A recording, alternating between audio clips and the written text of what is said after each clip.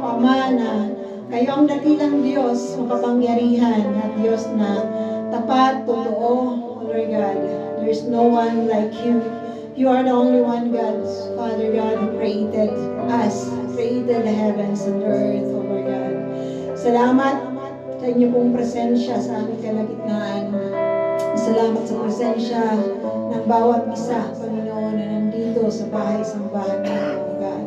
Langin po namin naman na tunay na kayo po ang mag-glorify, Lord, at maghari sa bawat buhay ng bawat isa. And everything, Panginoon, that we are going to do, may it give to you, Lord God, praises and honor and worship, O Lord God. May it give to you, Lord God, a sweet aroma, O Lord God. Panginoon, dalangin po namin that you will continue to move mightily and effectively, Lord God, sa aming pong kalagitnaan. Maraming salamat sa inyong pong pangungusap sa gabi ito. Salamat, Panginoon, sa lahat ng inyong pong gagawin, Ama. We just commit to you everything, Father. We worship and praise your holy name, Lord God. We glorify you, Father God.